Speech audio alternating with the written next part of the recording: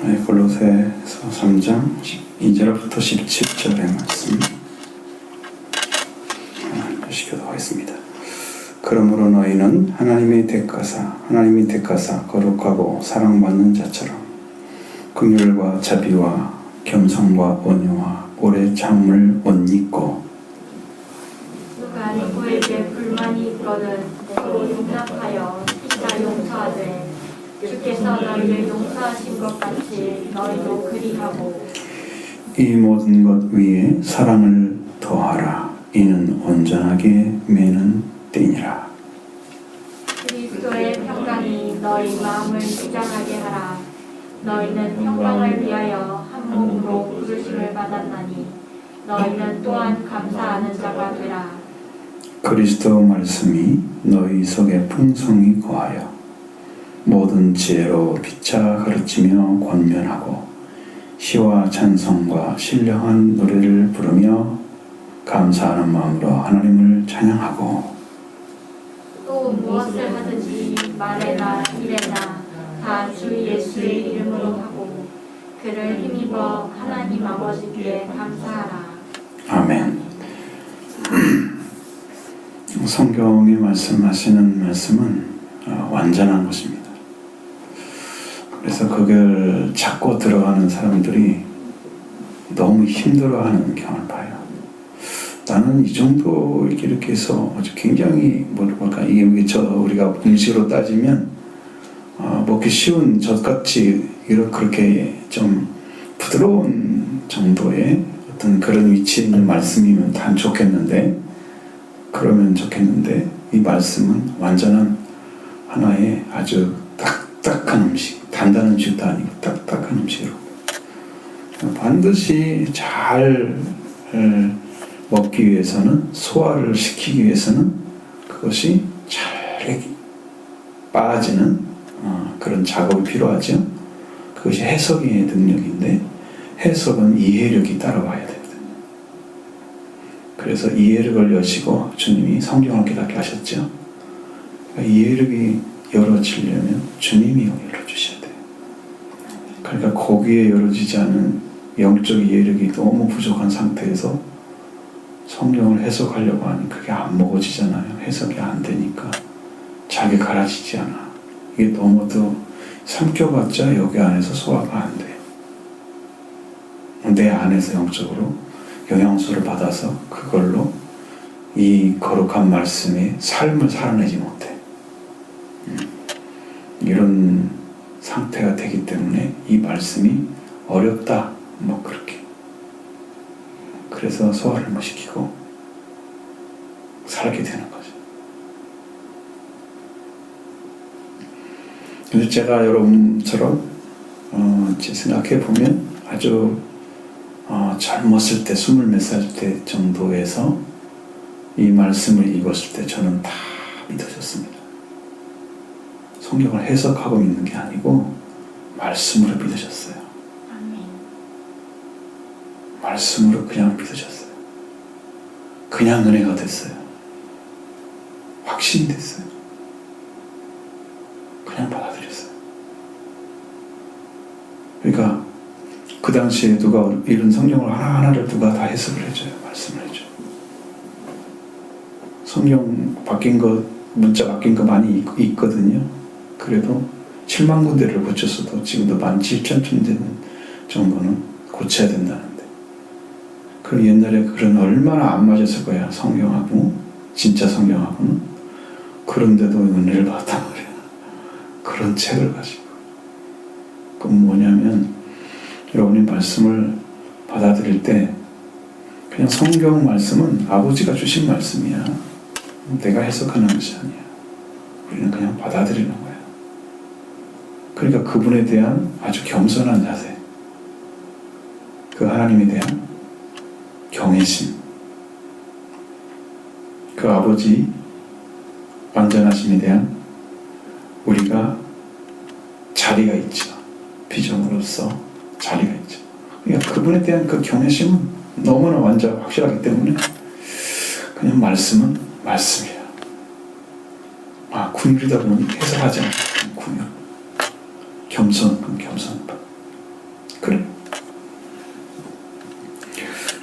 그러니까 여기에는 지금 우리한테 아주 강력하게 이야기하는 것은 여기 이렇게 12절에 옷 입으라는 말씀이 하고도 또 여기에서 용납하고 용서하고 그렇게 하고 또 그의 사랑의 띠를 사랑을 더해서 이 관계를 맺어야 된다는 건데 여러분 이렇게까지 아주 간절하게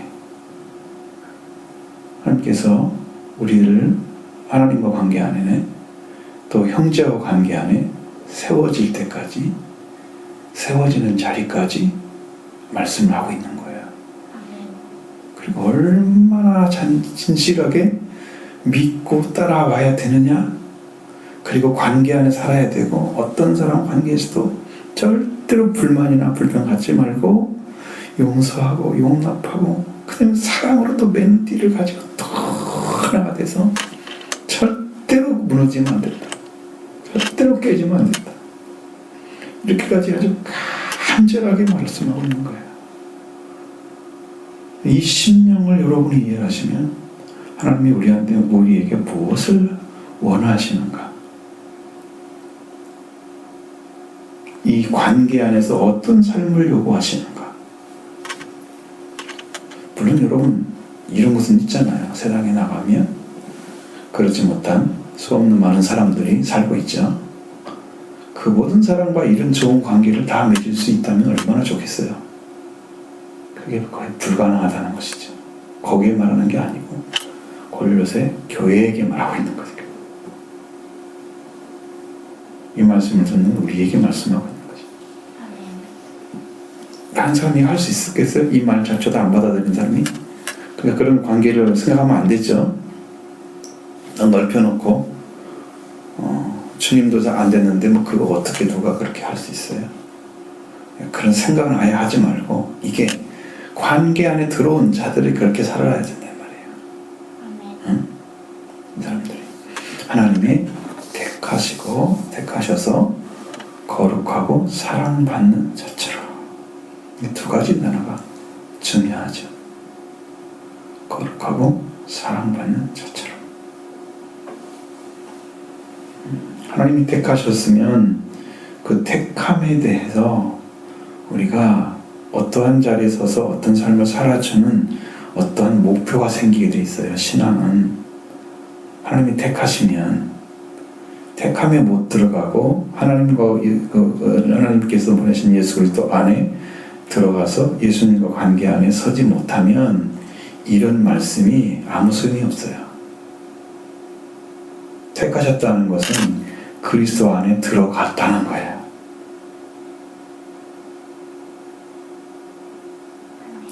그러면 이게 되는 거지. 이 밖에 있으면 이것이 해당이 될 수가 없다는 거죠. 택하셔서. 그러면 우리는 택하를 받았잖아요. 그렇게 되면 여러분 안에 하나님을 택했다는 믿음이 있으면, 예수님도 내가 너를 택하여 세웠다 그랬죠. 너희 나를 택한 것이 아니다 라고 제자들한테 얘기했잖아요. 택하면 우리가 하나님 택할 수가 없어요. 예수님 우리가 택할 수가 없어요. 내가 이 사람 믿어야지, 이 예수님 믿어야지. 신앙의 종류들이 하도 많은데, 땅에 종류들이 신앙이라고 할 수 있는 종교들이 많은데 그 중에 내가 기독교를 선택했어. 자기가 선택한 것처럼 맞지 말하잖아요. 신앙의 자유를 가지고. 네. 하나님 안에 들어가 보면 그렇게 택할 수가 없어요. 그게 이제 물론 우리 선조들이 믿어서 믿을 수도 있고, 아니면 부처님도 그렇게 믿을 수도 있고, 그것도 그 관계 안에서 일을 하신 하나님이 그를 보내신 거예요. 그럼 우리 선조는 누구 때문에 믿었어요? 그것도 누가 와서 전도를 했기 때문에 믿은 거잖아요. 다 그게 은혜 중에서 하나님이 이끌어 주신 거예요. 그럼 나는 어떤 생각 가져야 돼요? 하나님 나를 택하시려고 부르셨구나. 그 믿음이 있어야 돼요. 그래야 여러분 들어갈 수 있어.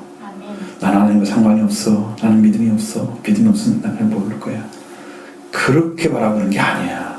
그건 시각이 잘못된 시각이야. 하나님 불러줬다? 그러면 나를 택하시기 위해서 부르신 거예요.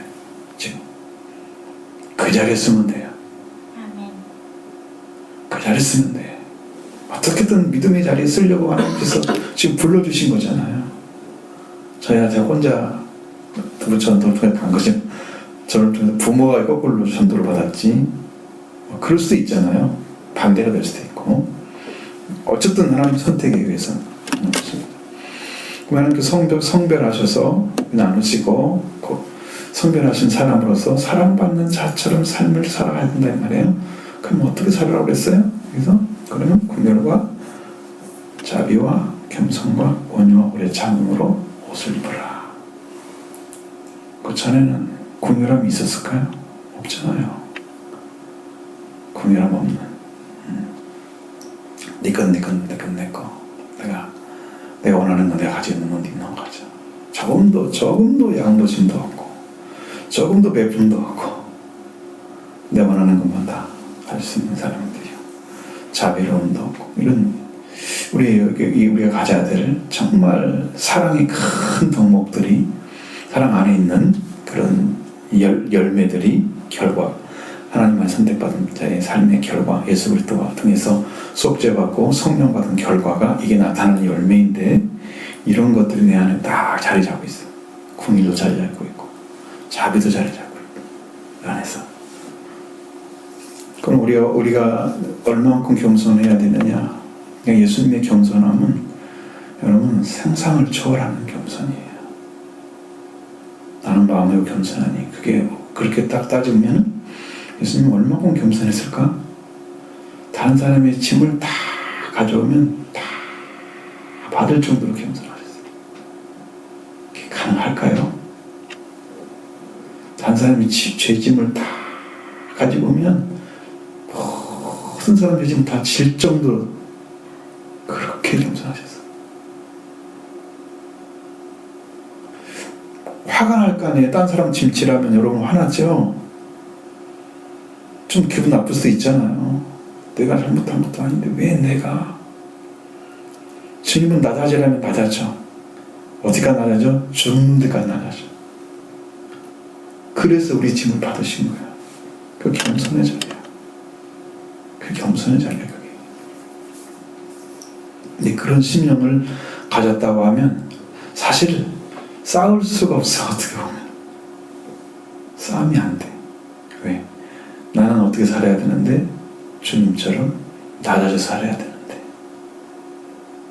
내가 온갖 수모를 당해도 십자가 앞에서 주님이 당하신 고통보다 못하지.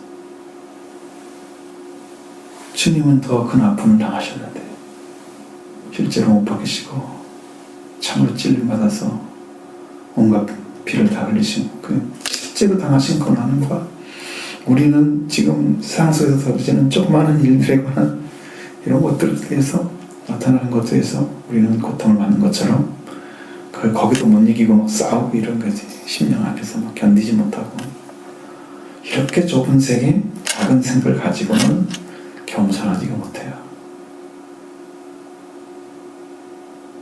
그걸 못 입어야 되는데 그래서 예수님은 온유하시잖아요. 사람을 대하실 때도 있어요. 그분이 가지는 기본적인 것이 있어요. 그래서 예수님한테 가면 죄를 짓고 돌아가도 평안해요. 얼마나 우리 따뜻하게 영접해 주시는지. 그러니까 여러분이 쉴 수 있는 곳은 예수 그리스도밖에 없어요. 주님이 받아주시기만 하면 여러분은 쉼이 와요. 그래서 그런 거예요. 근데 우리가 이제 기본적인 양심이라는 생각을 가지고 이건 또 안 되지 이런 생각을 하고 있잖아요. 근데 여러분이 어떻게 하든지 간에 어떠한 일을 당했더라도 어떻게 하나님께 대해서 그분의 은혜를 조금 낭비하면서 제대로 안 믿는 삶을 살았을지라도 돌아오는 것을 기다리는 하나님. 네가 죽음의 길을 걸어가지를 않기를, 네가 공의와 정의를 행하는 자로 돌아오기를, 사람들의 생명이 멸망받지 않기를. 하나님은 그걸 바라기 때문에 돌아오기만 하면 받아주신 하나님. 그 하나님의 은혜를 입은 자로서 자리가 이 온유의 자인 거죠. 그렇게 되면 이제 어떤 생각이 드냐면 여러분의 삶이 이제 이 기다림이라는 게 참 어렵다고 말씀드린 처음부터. 그런데 우리가 추수를 딱 하고 나서 11월 달이면 추수 다 끝나잖아. 시간을 초도 못해서 끝나고. 그러면 뭐 이 동안기 이 한가한 날이 필요가 별로 없을 텐데 이날 동안에 모든 사람들은 일을 못하고 기다려야 돼. 보통 사람들만 그러니까 이제 농사를 짓는 사람 중심을 이렇게 하는 거지. 일반인들의 삶은 아니잖아요. 그것은. 그래. 그러면 뭐 어떤 일을 하더라도 그 세월이 흘러가서 새로운 3월이라는 시간이 딱 되었을 때 이제 농가들이 일을 시작하고 그 시간을 우리가 허비한 것처럼 생각하지만 그 세월이 흘러가지 않고는 다시 심을 수가 없어. 우리나라만 그렇단 말이야. 우리나라 저렇게 더운 지방에는 계속 심을 수가 있잖아요. 이제 우리 한국을 지금 중심으로 얘기하시는다는 거죠. 한국은 그렇단 말이에요. 그러니까 우리 삶이 그 시간 동안 낭비하는 것처럼 되지만 그 시간이 흘러가지 않으면 새로운 걸 만들어낼 수가 없는 거죠. 땅에서. 그처럼 여러분의 신앙도 어떤 시간 동안에 내가 성장하는 그 기간들이 있는데 그게 마치 농한기처럼 빈 상태가 된단 말이에요. 그러다가 어느 순간에 딱 되면 또 어느 순간에 딱 썰매를 맺고 자라고 이런단 말이에요. 그러니까 여러분 신앙이 그렇게 성장하는 거예요. 절망하면 안 된단 말이에요. 아멘. 왜? 하나님이 돌아가셨으면 몰라도 그렇지 않으면 그래서 살지 말라고. 루터의 부인이 어느 날 와가지고 우선이야 그랬다 그러죠. 제가 독일에 갔을 때 마틴 루터 부인이 되게 못생겼다 그래요. 그 사진도 봤거든요. 사진이 아니고 이제 이게 초상화 그려놓은 거 봤는데 거기 있는 그 여자들 중에서 그 몇 사람이 있다는데 그 20명이 있었는데 제일 못생겼다 그러더라고. 근데 그런 얘기는 우리가 뭐 듣는 얘기지만 어느 날 제 부인이 상복을 입고 막 우는 거예요. 그래서 정말 루터가 왜 우냐고 물어봤잖아요. 하나님이 돌아가셔야 된다고. 하나님이 돌아가셔서 하나님 왜 돌아가셨냐고. 내가 당신을 보니까 당신이 믿는 하나님이 돌아가신 것 같다고. 그 정신이 바짝 났잖아. 얼마나 놀랬겠어요. 충격을 받았겠어요. 그러니까 여러분 그렇지 않은 한 우리는 절망할 수가 없는 거예요. 우리 신앙은 절망할 수가 없는 거예요. 그래 들어가는 것은 내 불신이야. 고의적으로 하나님을 버리는 거야. 그건 아주 악한 거예요. 그렇게 하면 안 돼. 그래서 오래 참으면 하나님께 지금 참고 계시는 거 시간 오래 참고 있잖아요. 이런 것을 옷을 입으라 그랬어요. 여러분 옷을 입으면 어떻게 돼요? 그것이 드러나는 거잖아요. 속에 있으면요 안 드러나죠. 옷은 밖으로 드러나는 거예요. 옷을 속에다 입는 사람 봤어요? 없죠? 그러니까 옷은 우리의 이러한 성품이 드러나게 해서 하는 거야. 또 누가 누구에게 불만이 있다고 하면 서로 용납해줘라.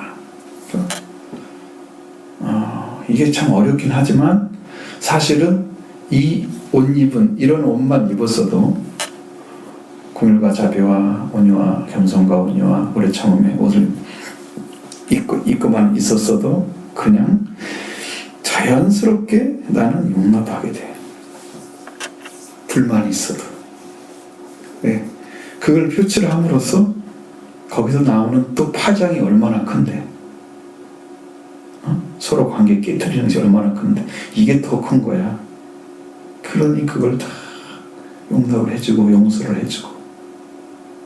그리고 피차 용서해. 원한 사고 있지 않아. 피차 용서해야 돼. 용서할 때 꼭 미안하다고 하세요. 나를 용서해달라고 그렇게 얘기를 해야 돼요. 상대방의 마음에서 마음을 확 풀리게 만들어줘야 돼. 그냥 네가 이해해. 그 정도 갖고는 되지 않고 정말 확 풀어지고 그러면 다음에는 기억이 안 나. 네가 그렇게까지 얘기했는데 내가 기억하면 안 되지. 딱 바뀌어버려. 살짝 한 것은 나중에 다 기억해. 그렇게 하고 어떻게 용서한 저는 같이 하라고 그랬어요. 주께서 너희를 용서하신 것 같이 그렇게 하래요. 주님은 용서를 하는데 얼마큼 했을까요? 얼마만큼 했습니까? 주님처럼 하라고 하시는 거예요. 주님은 죄를 용서하시되 아예 제거를 해버리거나 덮어버리는 거예요. 그렇게 용서를 해주시. 여러분 형제들 그 정도 덮어주지 않으면 우리가 하나님 앞에 설 수가 없어요. 다 기억하고 매일 까불리고 그러면 안 돼. 용서했다고 안 하고 괜찮아 이해하고 나중에 생각하고 화가 나면 막 보태가지고 얘기하잖아. 그럼 그 정도 살면 안 되지. 과거는요 지나갔을 경우에는 이거 돌이킬 수가 없는 걸 알고 있잖아요. 그런 걸 다 용서해야 돼. 그럼 내가 상처를 받아. 용서하는 사람은 자기한테 상처를 계속 주고 있는 거야. 이 나쁜 놈이 저러면서 계속 10년의 상처를 자기가 받아. 용서를 해야 돼. 주님은 다 덮기 때문에 더 큰 사랑이 나오는 거야.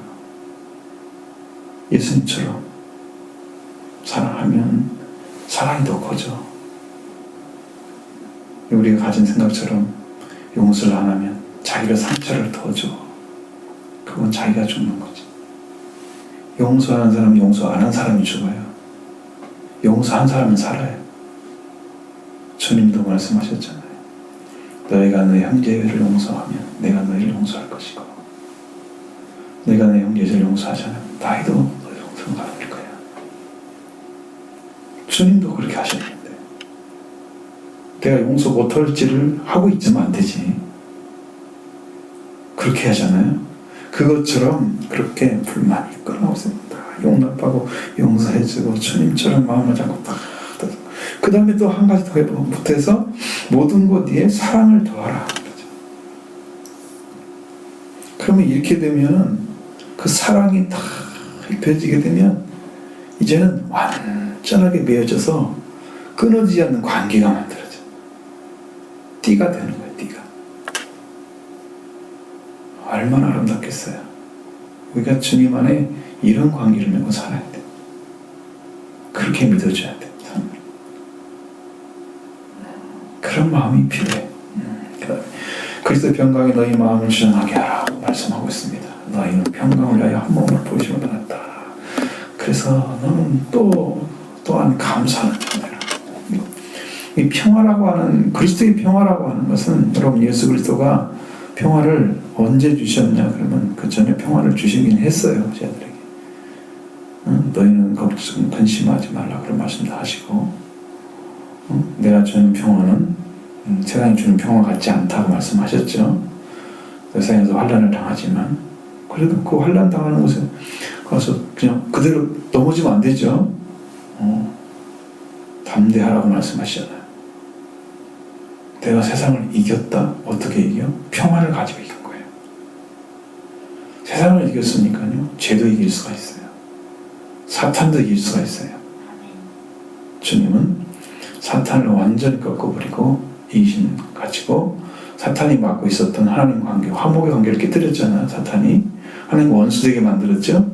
하나님을 적으로 되게 만들었죠. 그 관계를 십자가에서 완전히 없애버리고 예수님이 평화를 가지고 오신 거예요. 그래서 하나님과 우리 관계 평화라고 너에게 평안이 있을지어다. 그래서 예수님을 통해서 평화가 온 거예요. 우리한테.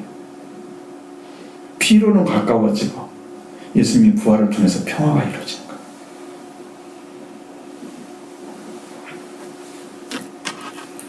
평강을 위해서 우리가 부르심을 받았기 때문에 그렇기 때문에 우리 마음이 이 그리스도의 평강을 주장하게 하라. 이건 어떻게 하는 거야? 이 평화의 관계를 계속 유지하려고 하면 그리스도 관계가 정확해야 돼요. 주님이 우리를 죽으시고 십자가 흘리시고 피 흘리시고 부활하신 그 은혜를 기억하지 않으면 주님 관계가 회복이 안 되잖아요. 이 사랑을 가지고 평화의 관계를 계속 가기 위해서 주님께 의탁하는 거죠. 주장하게 만들면 의탁하는 거죠. 주님이 나를 붙드시면 내 안에 평화가 계속 유지됩니다. 주님이 계시면서 주님 나의 기쁨을 계속 주십니다. 사랑도 계속 회복하십니다. 관계가 계속 만들어지는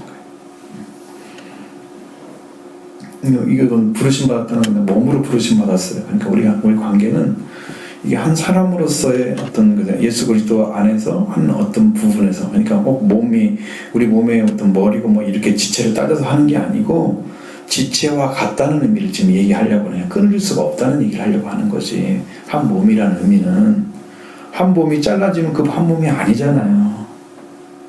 어딜 잘라지면 한 몸이 아니잖아요. 팔은 없네 그러지. 정상은 아니죠. 한 팔이 없으면. 그와 마찬가지로 여러분은 서로 끊어질 수가 없는 관계란 말이에요. 그러니까 그리스도가 한 몸으로 그 평화의 관계를 우리가 서로 가져가기 위해서 이 관계를 깨지지 않기 위해서 그래서 우리를 선택했단 말이에요. 불렀단 말이에요. 그러니까 우리는 이 자체만으로도 감사할 수밖에 없어요. 이게 큰 은혜이기 때문에.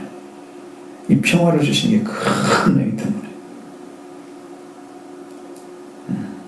안에 들어오셔야지. 응?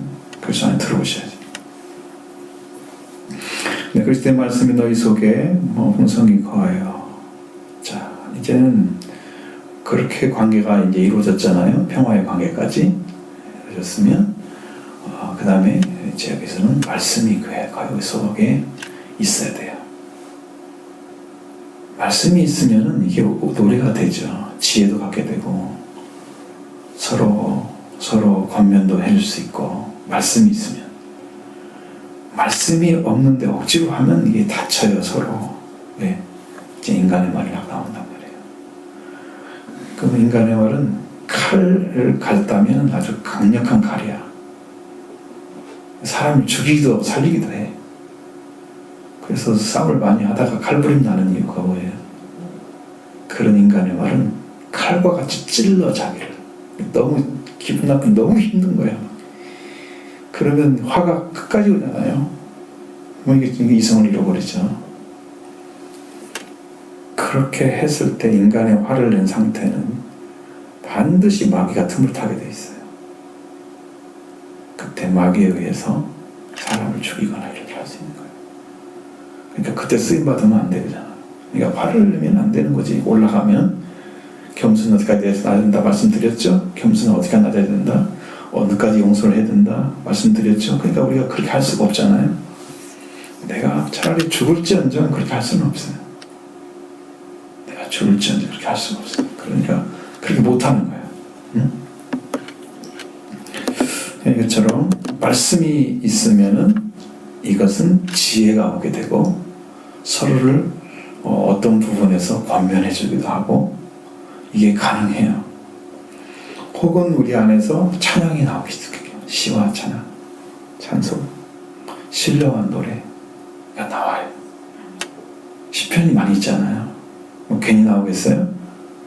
시편은 하나님과 관계 안에 들어간 사람들이 쓴 거예요. 그러니까 아무나 쓸 수 있는 게 아니에요. 일반 시들은 하나님 없어서 자기 느낌, 감정 그걸 시적으로 표현하는 능력이 뛰어나면 시어를 가진 사람들이 있어요. 말을 한마디를 해도 시어처럼 들린 사람들이 있어요. 굉장히 아름답죠. 형용하는 방식이 저게 어떤 색깔이길래 저 언어를 갖다가 색깔로 표현하지? 아주 뛰어난 감각이 있는 사람들이 있어요. 그럼 말만 해도 시 같아. 영감이 있고 여기에 감성이 품어져 있고 사상이 있으면서 어떤 새로운 느낌을 자기 가진 느낌을 전달해 줄 수 있는 언어의 구사력이 아주 뛰어난 사람들 있어요. 그냥 시를 가진 사람이 있어요. 우리 그리스도인도 시를 쓸 수 있으면 그런 시를 써야지. 찬송이 나와야 되죠.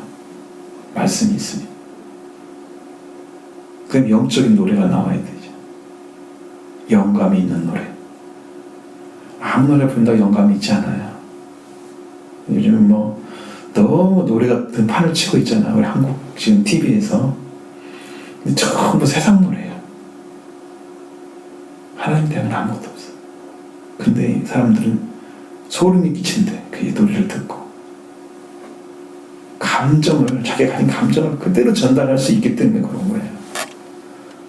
그 노래를 주고자 하는 그 사람이 만들었던 작곡가나 작사자의 그 시간을 그대로 표현해주면 그게 되는 거야. 그 표현력이 뛰어난 사람이 노래를 잘하는 사람이에요. 근데 우리는 영적인 감각을 가진 사람이 노래를 잘 만드는 거예요. 그 노래를 해요. 시와 찬송과 신령한 노래를 부르며 그랬잖아요. 노래를 불러야 되죠. 쓰기만 하면 되지 않고 불러야 돼요. 그래서 그 은혜 가운데 사는 삶을 표현하는 거예요. 하나님 안에 들어가는 삶을. 말씀이 내 안에 있어서 풍성히 내 안에 머물러 계시기 때문에 나오죠. 그리고 마음으로 하나님을 또 찬양하고 감사하는 마음으로 하나님 찬양하고 이런 것들도 우리가 이 심령 안에서 우러나오는 거예요. 말씀이 있으면 내 안에서 그 마음이 나와요. 감사하는 마음. 하나님 노래하고 싶죠.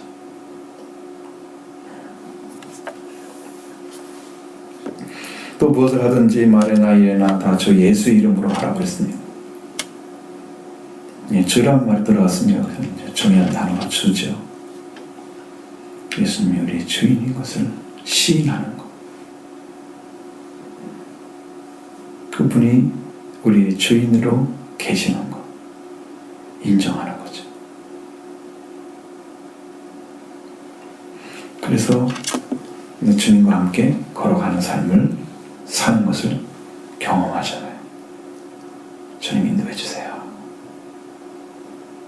인도해 주세요. 딱 하면서 하죠. 그리고 그를 힘입어서 하나님 아버지께 감사하라고 말씀하셨습니다. 그러니까 예수님 때문에 우리가 감사할 일이 많아요.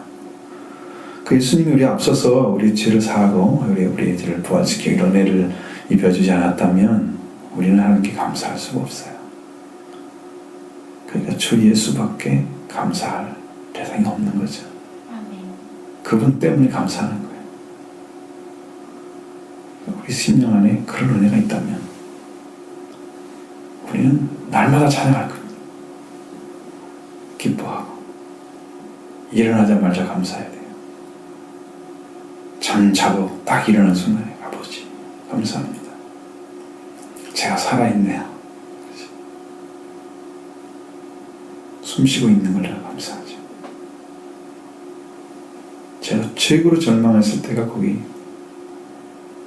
교회를 지으러 이제 나왔다가 실패가 딱 돌아왔을 때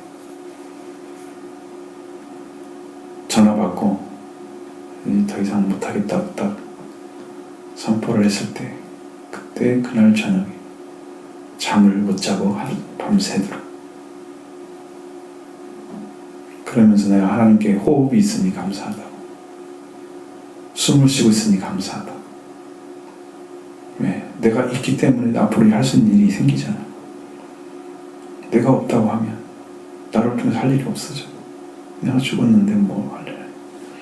감사하죠. 오늘 하루도 시작됐습니다. 나는 다시 새로운 일 할 수 있도록 밤새 쉼을 주시더니 이제는 새로운 일 할 수 있도록 길을 또 주셨습니다. 감사합니다. 딱 일어나면서 그 은혜 역사하시고 도우시고 함께 하시는 은혜 감사해서 감격으로 합니다. 그렇게 하는 거예요. 하나님의 삶이 얼마나 행복해요. 주님 함께 하시면 행복합니다. 그래서 주 예수 이름으로 하고 모든 일을 할 때마다 무슨 말에나 일에나 또 똑같은 날이죠. 그 다음에 그를 힘입어 저 예수 이름 힘입어서 그 이름으로 했던 그 일로 인해서 이제 맺어진 열매가 있을 거예요. 그렇게는 하나님께 감사하는 거죠. 그런 감사하는 삶이 날마다 온다면 우리의 신앙은 버쩍버쩍 날마다 자라고 있는 거예요. 감사가 없으면요 내 신앙은 죽은 거예요. 그분 안에서 이루어진 일들이 나한테 아무것도 없는 거잖아요. 나를 돕는 일도 없고 인도하신 일도 없고 함께한 일도 없어. 나는 몰라. 감사하지 않죠? 죽은 거죠. 감사하는 자가 살아있는 신앙입니다. 그를 통해서 감사의 제사를 드리는 자는 하나님을 영화롭게 한다고 말씀하시잖아요.